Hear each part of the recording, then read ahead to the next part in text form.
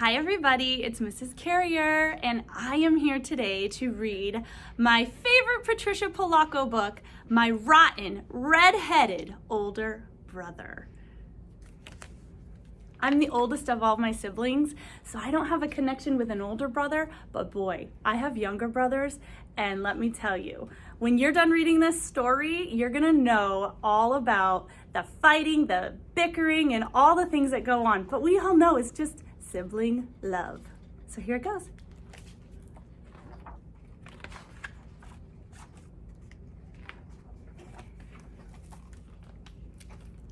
My brother and our mother and I all lived with my grandparents on their farm in Union City, Michigan. Now, my babushka, my grandmother, knew lots of things.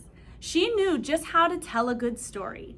She knew how to make ordinary things magical, and she knew how to make the best chocolate cake in Michigan. After she told my brother and me a grand tale from her homeland, we'd always ask, "Bubby, is that true?" She'd answer, "Of course it's true, but it may not have happened." Then she'd laugh.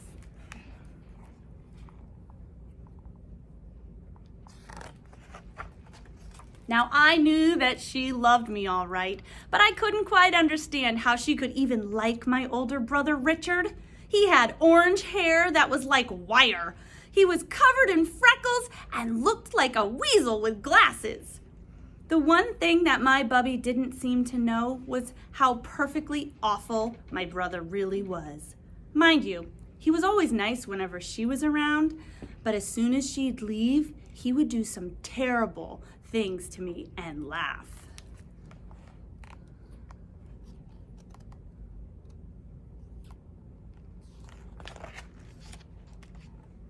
There were so many things that I couldn't stand about him. The worst was that he was always telling me he could do just about everything better than I.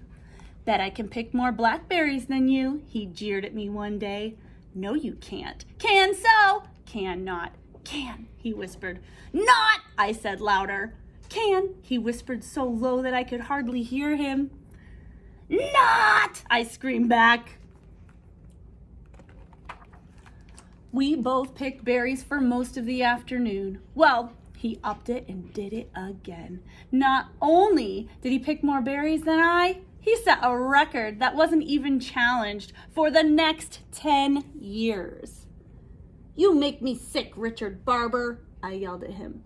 Then he smiled that smile that only a rotten, red-headed older brother could smile.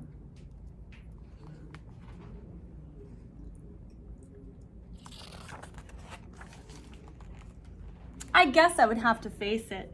He could run the fastest, climb the highest, throw the farthest, sit the longest, get the dirtiest, burp the loudest, and spit the farthest.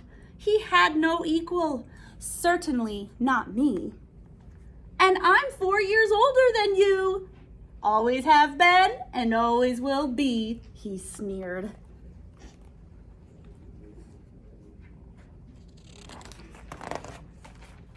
There had to be something I could do that he couldn't. Then an inspired thought comforted me like a fresh breeze on a hot summer day. "Oh, Richie," I cooed as I stood next to the rhubarb bushes. "Do you like rhubarb?" "No," he said. "It's the sourest stuff on this planet." Now I knew, at long last, that I had him. "Bet I can eat more of this raw rhubarb than you can without getting the puckers," I challenged.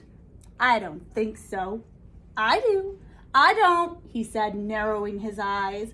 "I do," I insisted. "Don't," he hissed, looking smug. "Do," I said furiously as I grabbed the first stalk and started chewing it almost down to the leaf.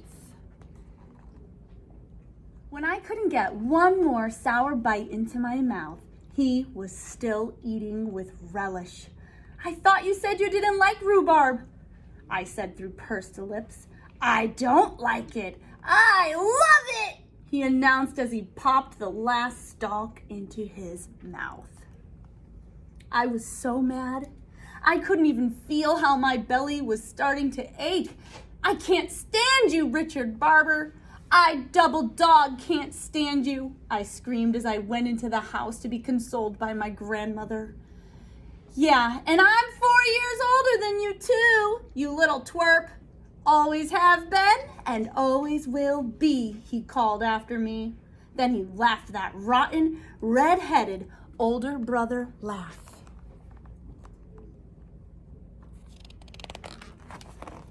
That night at dinner, I couldn't hardly eat. Have you been eating angry apples again, child? Bubby asked as she sliced me a huge wedge of rhubarb pie.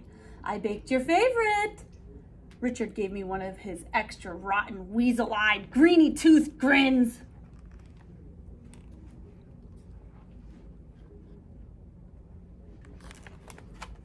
At bedtime, my Bubby came and sat on the edge of my bed like she did every night. Look, a falling star, she said. We watched it streak across the sky.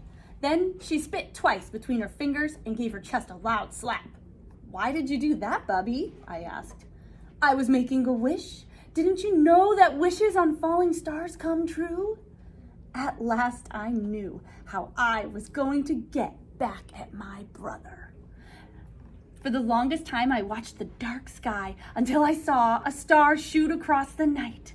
Then I spit between my two fingers and slapped my chest. It was done. My wish was to do something, anything, better than my brother. I'd show him.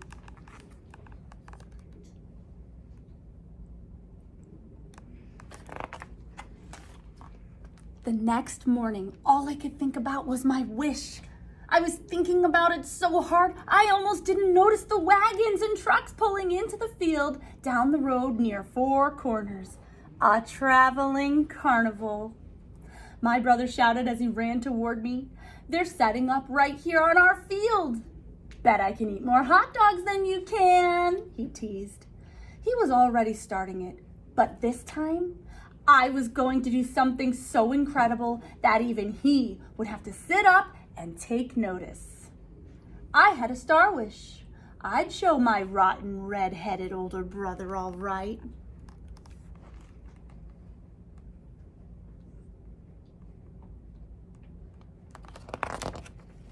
That night, I ran straight for the merry-go-round.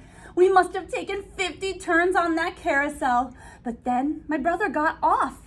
I stayed on. I went around and around and around. I knew I could do this longer than you, I shouted to my brother, feeling proud, but just a little bit dizzy. Patricia, I heard my Bubby call out. Get off from that thing! It's time to go home!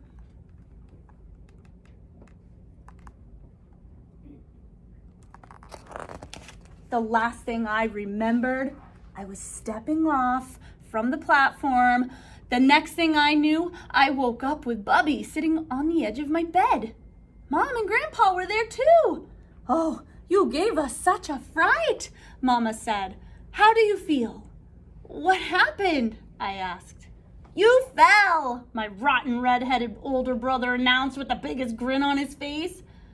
I don't know what we would have done, my Bubby said softly. Your brother carried you all the way home, and then he had to run to get Dr. Lee.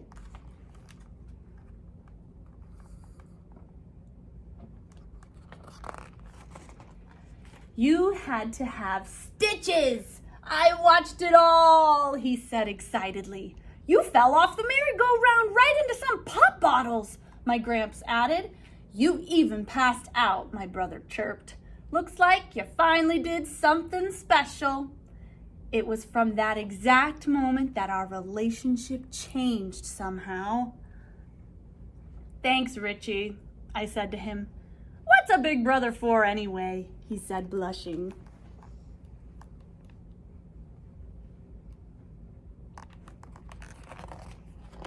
That night, we were all out in the yard.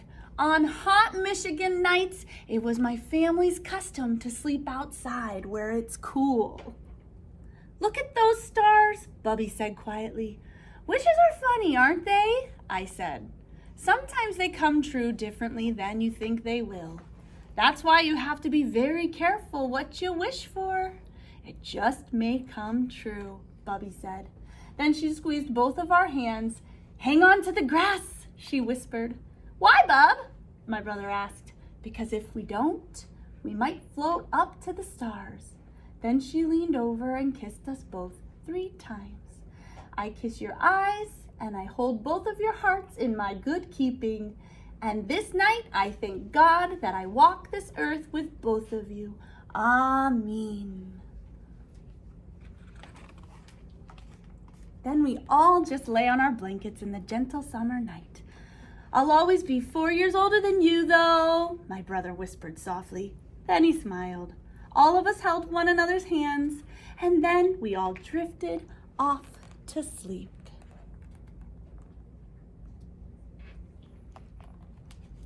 And that is the end of my rotten, red-headed older brother.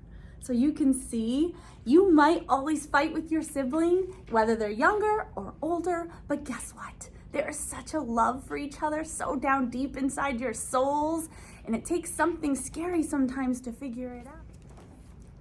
I just finished reading My Rotten Red-Headed Older Brother by Patricia Polacco. And the best thing about doing an author study is that we read so many books by the same author that sometimes you make connections between the texts. So I have Alexander here today, and he has a text-to-text connection. So what was your connection? So my connection was from Thank You, Mr. Fulker, also by Patricia Polacco.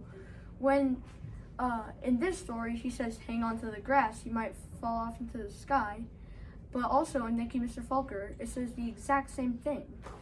When they were talking about the holes in the sky, so she was feeling bad at school, I remember the same thing. When she came home, she would go and confide in her grandmother, and I remember the part too where they were laying in the grass. And what did she say? Hold on to the grass or you'll float to the other side of the holes, right? Great connection, Alexander. So today we were reading Patricia Polacco books, and we just heard from Alexander and how he had a text-to-text connection. But another way you can connect with a story is text to self. And when you have a connection like that, it really helps you understand how the characters feel in the story. So today I have Joniki with me, and she had a text to self connection with this book. So you want to tell us about that? So in the story, Richie was really teasing his little sister, and I also have an older brother, and he also teases me a lot, saying like I don't know how to do stuff, like in a jokely way, I guess. And one time I got bit by a dog, and he was the first one to pick me up and take me to the car, and we went to the hospital. And then after that, we kind of started getting along more. We still fight or bicker, but we definitely protect each other more. I love that. And that's exactly what happened with Richie and Trisha in the story. He was the first one to scoop her up when she fell off that merry-go-round and get her to safety. So I love that you had that. Do you understand how Patricia felt in this story deeply because of that connection? Mm-hmm. Great. Thanks, Joniki. I hope you guys enjoyed hearing from a couple of my students from my 5th grade class and how they connect with the story. Why don't you guys try making those connections the next time you read a book? Do you connect to another text that had something similar? Or are you connecting to yourself? Maybe you experienced something just like the characters in the story. I'll see you guys next time.